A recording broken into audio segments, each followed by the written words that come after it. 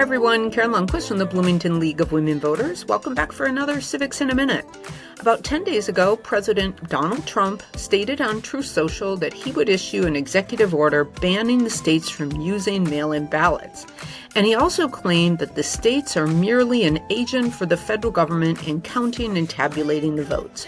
They must do what the federal government, as represented by the President of the United States, tells them, for the good of our country to do. So let's break down this Truth Social post. Can the president ban mail-in ballots? And are the states agents of the federal government? And can the president tell the states what to do? The short answer to each of those questions is a resounding no. Let's break it down. So to begin, let's start with a basic important premise of our governmental structure, federalism. Our system is built on federalism, two levels of government, the states and the federal government, each sovereign. The states were independent colonies and then independent states under the Articles of Confederation. And only later did they create a stronger federal government through the Constitution. The federal government was never meant to be the master. It was meant to be the servant with its powers carefully limited. Every state has its own constitution, legislature, governor, laws, and courts. States decide how their schools are run, how their police enforce the law, and how their local governments are structured. States are not mere branches or agents of Washington, D.C. They are full governments in their own right. So let's talk about another important constitutional principle of our government, and this is limited powers and the 10th Amendment. The United States has a limited federal government. The federal government has very broad powers, but they're not unlimited. The federal government only has the powers that the Constitution gives them, nothing more. Article 1 of the Constitution lays out the powers that Congress has. Congress can declare war, coin money, regulate interstate commerce, establish post offices, grant patents and copyrights, and so on. But outside of the list of that 18 or so powers, plus two kind of broad clauses that give it more powers, Congress has no general authority to legislate. Article 2 does the same for the president.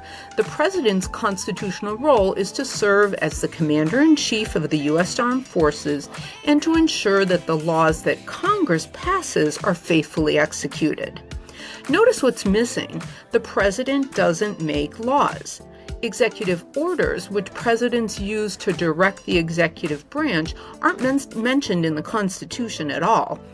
Executive orders have developed over time as a tool of administration, not as a source of new law.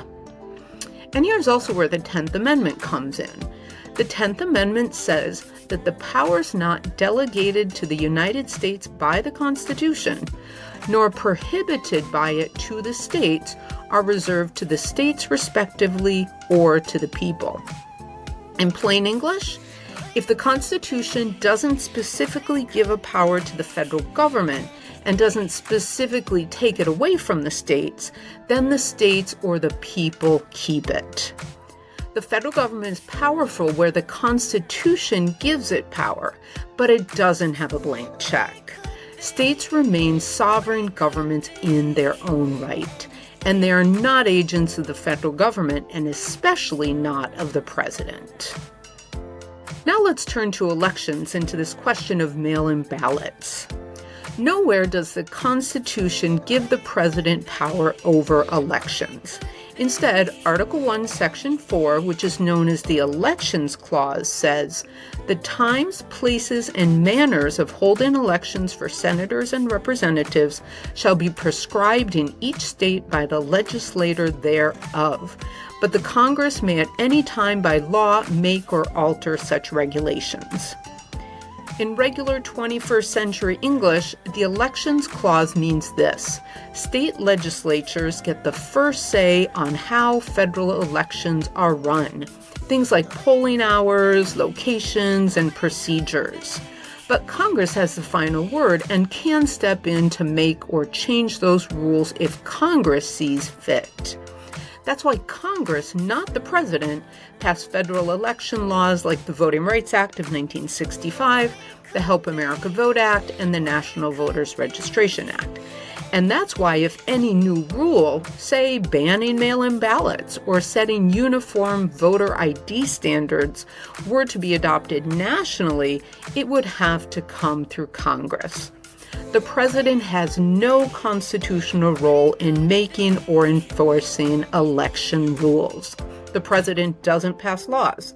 The president doesn't even supervise state elections. At most, the president can sign or veto a bill that Congress passes. But directing state election officers or telling states how to count ballots, that power simply doesn't exist. Now let's turn to another important constitutional doctrine and principle, the Supremacy Clause and concurrent powers. There are areas of law, like elections, where both the federal and the state governments can legislate. Article 6 of the Constitution says, "This Constitution and the laws of the United States shall be the supreme law of the land." That means that when Congress is acting within its constitutional authority, and when we're dealing with an area that both the states and the federal government can legislate, federal law prevails over conflicting state law. Think of federal law as setting the floor. States can go further, such as adding stronger worker protections or setting higher environmental standards, but they can't go below the federal baseline. For example, the federal minimum wage is set at $7.25 an hour, but states like Minnesota and California have raised it higher. States can add protections but not drop below the federal floor. The federal law is a floor, not a ceiling. And this is called concurrent powers, when both the states and the federal government can legislate a certain area. But if the state and the federal law clash, federal law controls. And importantly, that doesn't make the states subordinates. It makes them partners, tailoring laws to their own people while still operating within the constitutional framework. So now we're going to talk about another important constitutional doctrine in this whole issue of this Truth Social post: cooperative and fiscal federalism. And these are two concepts that we talk about when Washington and the states work together. And this is called cooperative federalism. And it often happens through money. The federal government raises revenue through national taxes and then offers funds to the states for projects like highways, Medicare, or education. But those funds usually come with strings attached. And this is fiscal federalism. The federal government uses funding to encourage national goals while leaving states the choice of whether to participate. For example, in the 1980s, Congress raised the national drinking age to 21 by threatening to withhold a portion of highway funds from the states that refused. More recently, with the Medicaid expansion under the Affordable Care Act, or Obamacare, states were given the option to expand coverage with heavy federal funding, up to 95%. Some states accepted the offer, others didn't. In each case, it was cooperative federalism.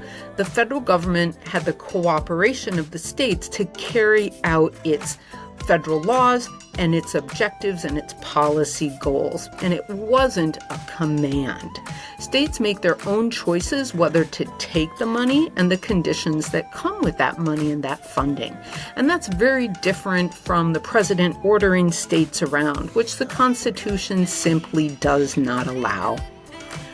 So in sum, Trump's claim that states are agents of the president and agents of the federal government is just wrong and goes contrary to everything that our Constitution says. And it's also just flat out wrong that he can issue an executive order with any constitutional weight that bans states from using mail-in ballots. It's simply unconstitutional. States are sovereign partners in our federal system, and they answer to the people, not to the president. Stay informed and stay empowered, and check back for another Civics in a Minute.